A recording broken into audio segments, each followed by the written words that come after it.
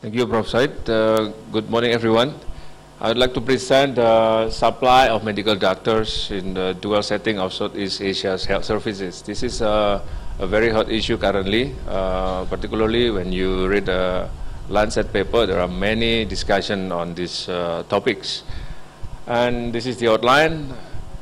First, I would like to describe the main reason why the countries produce the medical doctors and also medical specialists.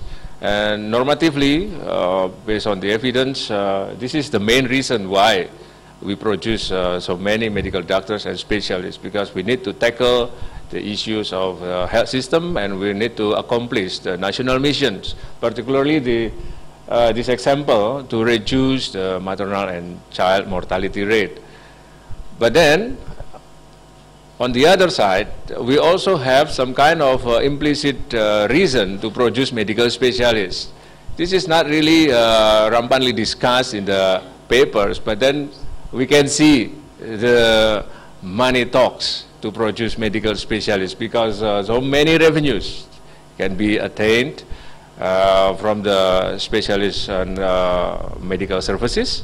And we can see here in Thailand, Malaysia, and Singapore, they are doing good in the to treat international patients and to get so many revenues. So we have two main reasons. First, to accomplish the national goals, and the second, there is an economic reason behind the production of medical doctors and also medical specialists. And now we would like to see the production, availability, and also the quality of the doctors. So I would like to say thank you to Dr. Pia. He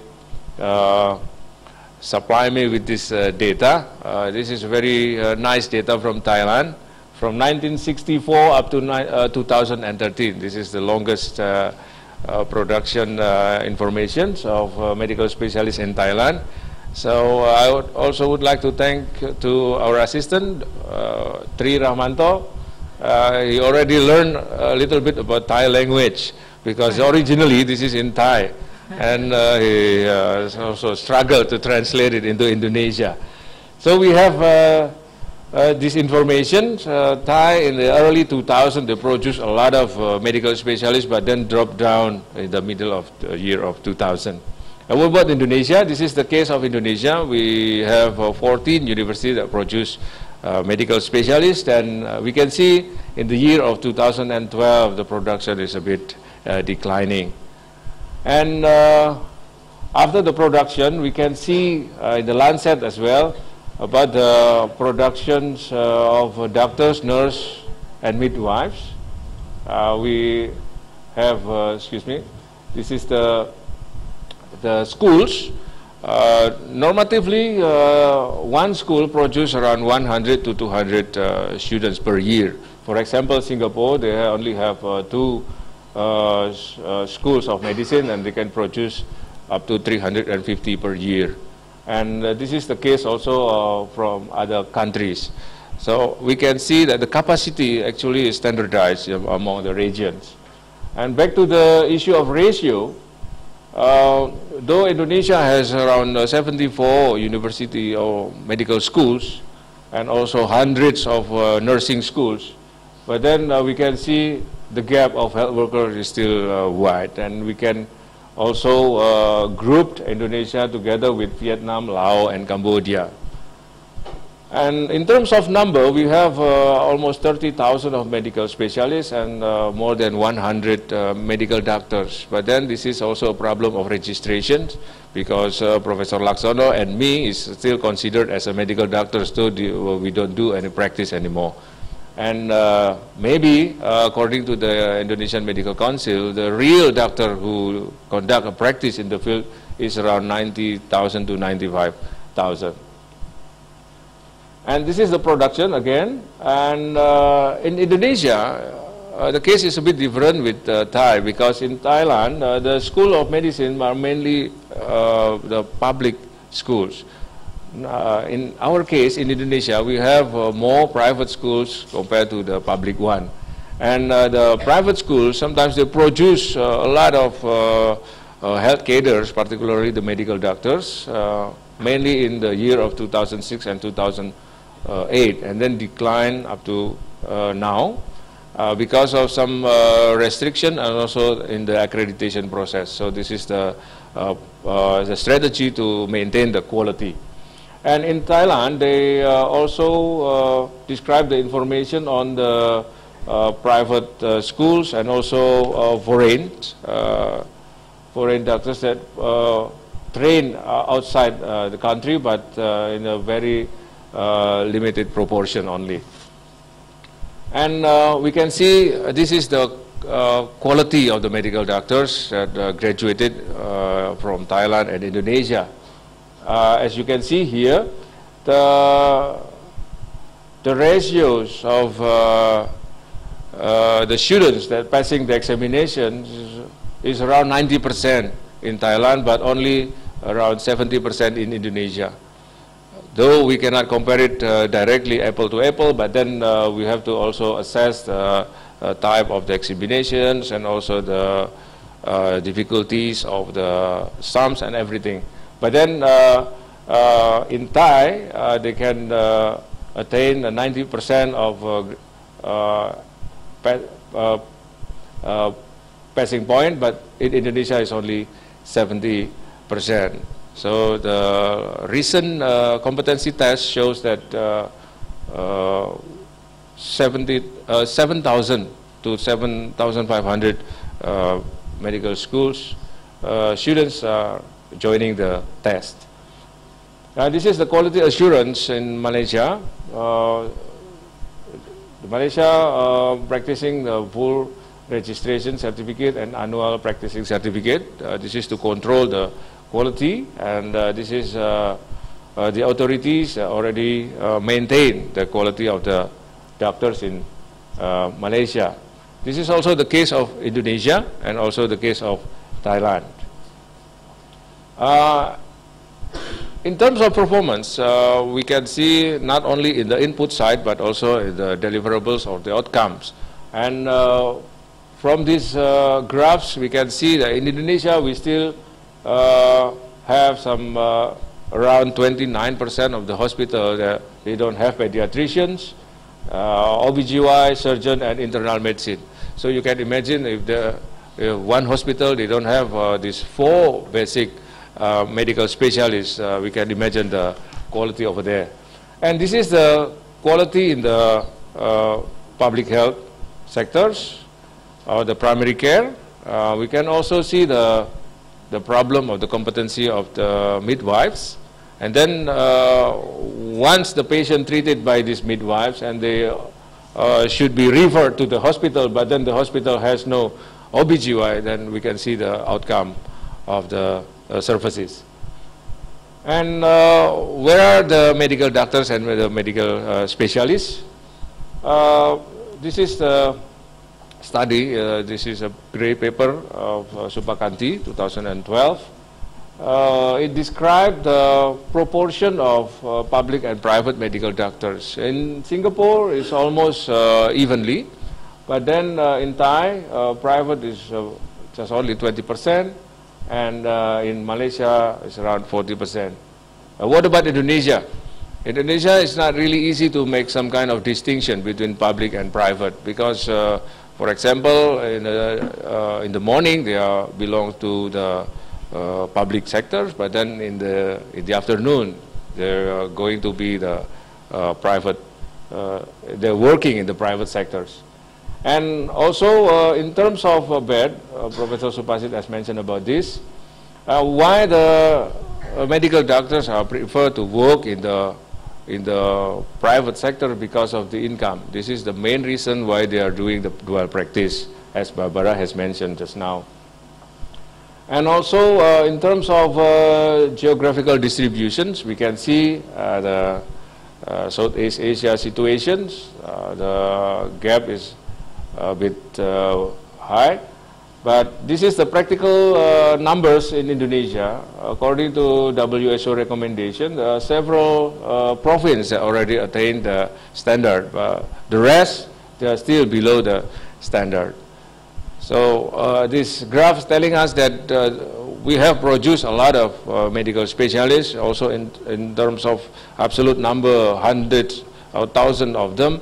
But then in terms of the equity, we still have this issue. And this is the challenge to distribute the human resource. This is compiled by the paper of Wibowo Prasert of Thailand and also Pascal Zurn. It is mentioned that we have around 6 variables related to the distribution of physician and also medical specialists. And we have a special one over here. This is already mentioned by Alex Precker and Alex Precker in the World Bank book 2008 about the barrier to entry. Barrier to entry, we can rise this up in the country level, because some of the country actually, maybe in the next session, will be discussed that there's no strong regulation to facilitate the migration over the countries. And also, in Indonesia, we face the equity issues since the eastern part of Indonesia are suffering from the availability of medical doctors and also medical specialists. But then in Java Island, some part on Sumatra and Bali, they have a lot of human resource and also facilities. So in terms of our national health insurance, they take up or they absorb more money compared to the our brother in the eastern part of Indonesia. This is creating another equity issues. And what about medical tourism? This is also some hot issues that already discussed in several papers. And we can see that the need to conduct medical tourism is raising.